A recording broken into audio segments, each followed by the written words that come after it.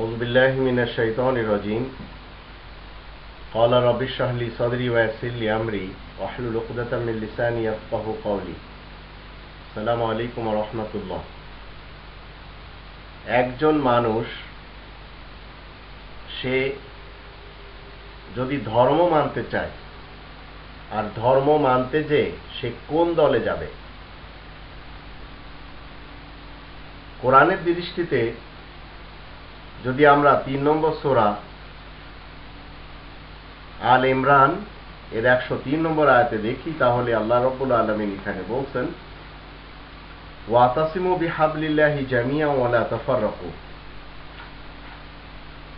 ওয়াজকুরু নি'মাতাল্লাহি আলাইকুম ইয কুনতুম আ'দাআন ফাআল্লাফা বাইনা কুলুবিকুম ফাআসবাহতুম বিনি'মাতিহি ইখওয়ানা ওয়া কুনতুম আলা শাফা হুফরাতিন মিনান নারি ফাআনকাযাকুম মিনহা কাযালিকা ইউবাইয়িনুল্লাহু লাকুম আয়াতিহি লাআল্লাকুম তাহতাদুন।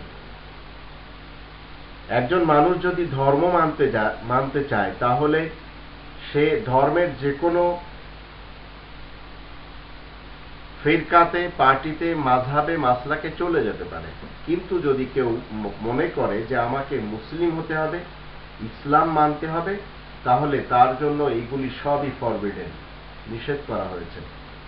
আল্লাহ বলেন, তোমরা সকলেই আল্লাহ তাআলার রজ্জু আল কোরআনকে দৃঢ়ভাবে আঁকড়ে ধরো এবং পরস্পর তোমরা বিভিন্ন পার্টিতে বিভক্ত হয়ে যেও না।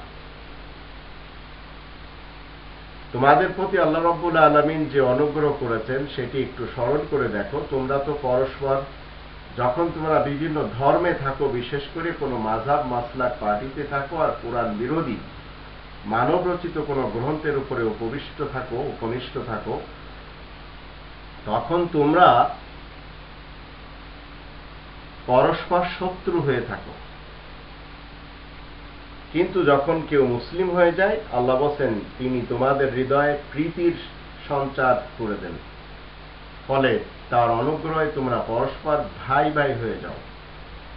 কারণ এর পূর্বে যখন একে অপরের শত্রু ছিলে, আল্লাহ বলেন তোমরা তো অগ্নিকুণ্ডের প্রান্তেই দাঁড়িয়েছিলে, আল্লাহ তা থেকে তোমাদেরকে রক্ষা করেছেন। এভাবে আল্লাহ তোমাদের জন্য তার নিদর্শন সমূহ স্পষ্টভাবে বর্ণনা করে থাকেন, যেন মানুষ সৎ পথে চলতে পারে।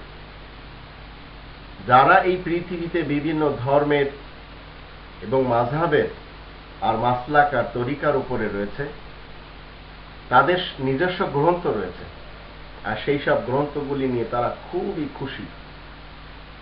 সমকালীন যুগে তাবলিগি জামাত, সুন্নিদের তাদের কাছে গ্রন্থ রয়েছে তাবলিগি নিসাব, ফাজাইলে আমল।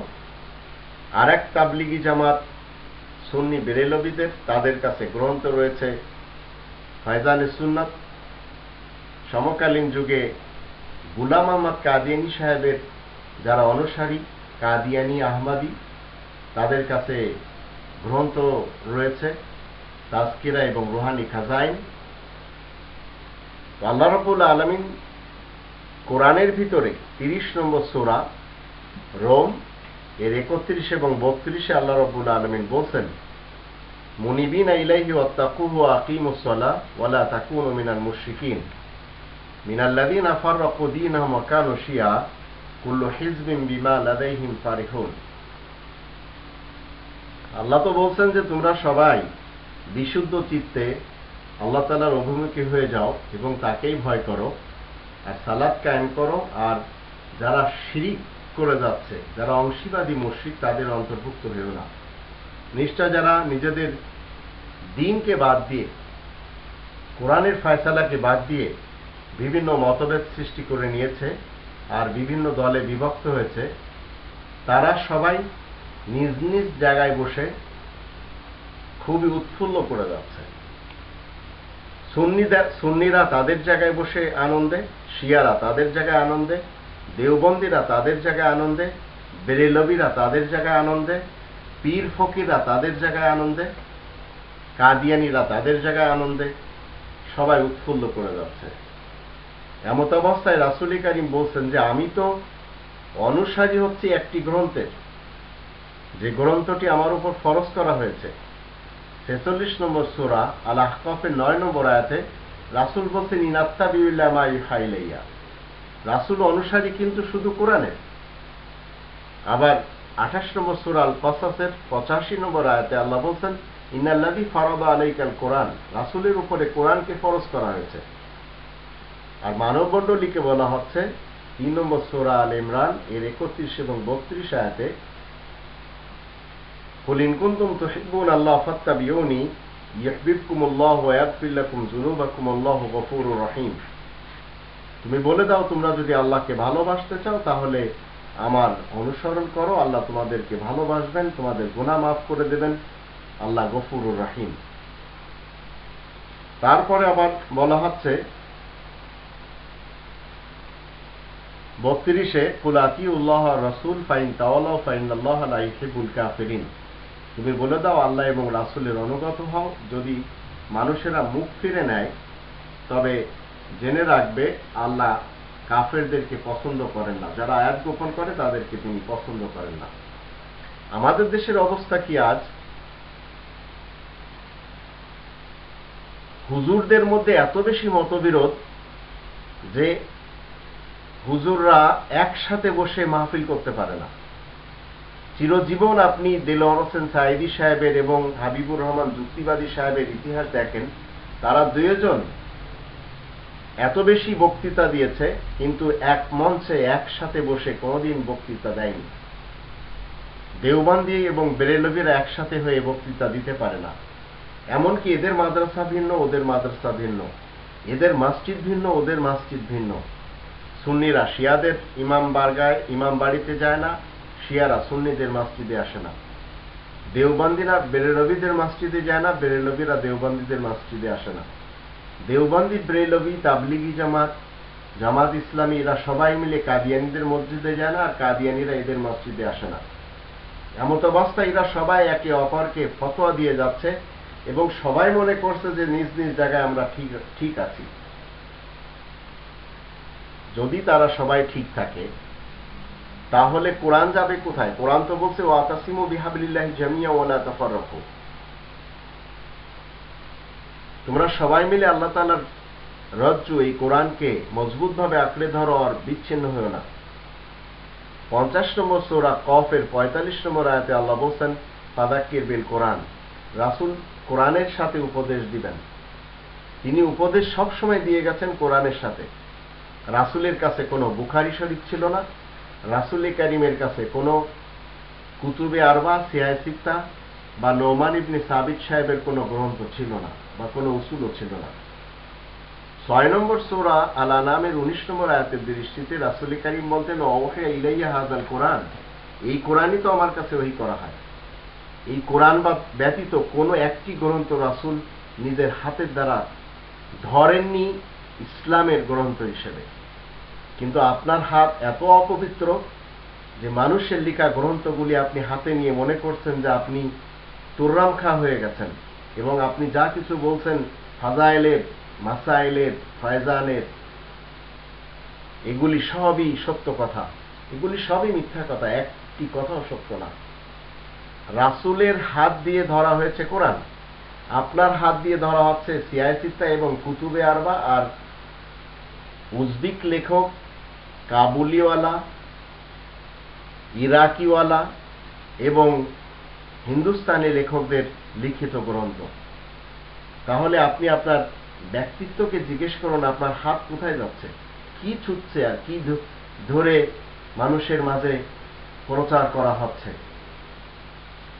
5 নম্বর সূরা আল মাইদা 67 নম্বর আয়াতে রাসূল কারীমের দায়মি সুন্নাত ছিল, সূরা মাইদা 67 নম্বর আয়াতে ইয়া আইয়ুহার রাসূলু বাল্লিগ মা উনজিলা ইলাইকা মির রাব্বিক, রাসূল তাবলীগ করেছেন চিরকাল এই কোরআনকে সাথে নিয়ে, কোরআনকে ধরে। কোরআন তিনি কাছে রাখতেন, মানুষের সমস্যার সমাধান দিতেন, কোরআন প্রচার করতেন, কোরআনের দায়ী ছিলেন, কোরআনের মুবাল্লিগ ছিলেন। আর আজ আপনি মুরব্বী হয়ে গেছেন জাকারিয়া সাহেবের গ্রন্থের, মুরব্বী হয়ে গেছেন ইলিয়াস কাদির সাহেবের গ্রন্থের। এগুলি হাতে আপনারা ধরে বেহেশতে জিওরকে হাতে নিয়ে, কসাসুল কোরআনকে হাতে নিয়ে, নিয়ামুল কোরআনকে হাতে নিয়ে আপনারা মনে করছেন যে আপনাদের হাত পবিত্র রয়েছে। এই গ্রন্থগুলি সব মানুষের লেখা, আর এই গ্রন্থগুলি এসে আপনার আর আমার সমাজ নষ্ট করেছে।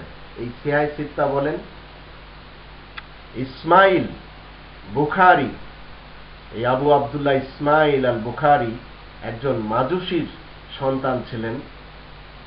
তিনি উজবেকিস্তান থেকে কামান দাগতেন মক্কার উপরে, আর যা কিছু তার কল্পনায় ছিল সেগুলিকে তিনি বলতেন রাসূল কারীমের মুখের বাণী। আর নোমান কাবলিওয়ালা সাহেবের, যিনি কাপড়ের ব্যবসায়ী ছিলেন, তার সন্তান সাবিত সাহেব, তিনি কুফাবাসী, বাসারাবাসী এবং ইরাকবাসীদেরকে বিভিন্ন থিওরি দিয়ে গেছেন।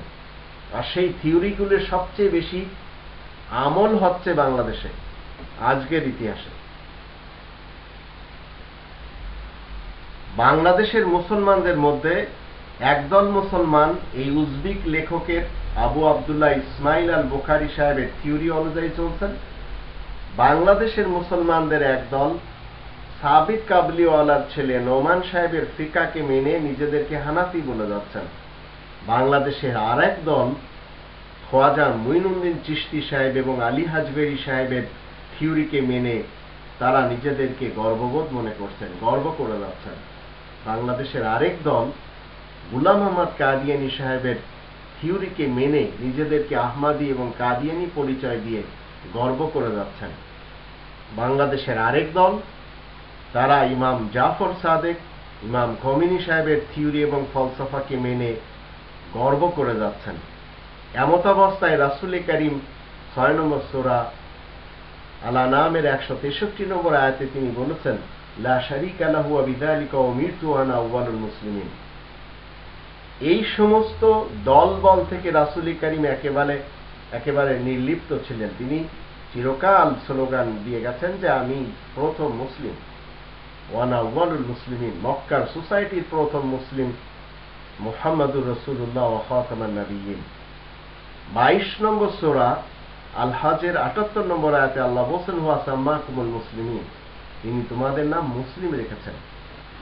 3 নম্বর সূরা আল ইমরানের 102 নম্বর আয়াতে আল্লাহ বলেন, ওয়ালা তামুতুন্না ইল্লা ওয়া আনতুম মুসলিমুন, তোমরা কখনো মৃত্যুবরণ করবে না, তবে মুসলিম নাম নিয়ে মৃত্যুবরণ করবে। এখন আপনাকে জানতে হবে, ধর্ম আপনি যদি মানতে যান তাহলে আপনি হয়ে যাবেন মুশরিক, আর দ্বীন ইসলাম যদি আপনি মানতে যান তাহলে আপনি হবেন মুমিন। আর দ্বীন ইসলাম মানলে কোনো দলে, কোনো ফিরকায়, কোনো মাযহাবে, কোনো মাসলাকে, কোনো পার্টিতে আপনি যেতে পারবেন না, কারণ 3 নম্বর সূরা আল ইমরানের 103 নম্বর আয়াতের দৃষ্টিতে আপনাকে এই কোরআন ধরে জীবন কাটাতে হবে। আপনার মতবাদ যদি কাবলিওয়ালার মতবাদ হয়, আপনার মতবাদ যদি উজবেকওয়ালা মতবাদ হয়, আপনার মতবাদ যদি পাকিস্তানিদের মতবাদ হয়, ইন্ডিয়ানদের মতবাদ হয়, তাহলে আপনি ফেঁসে গেছেন।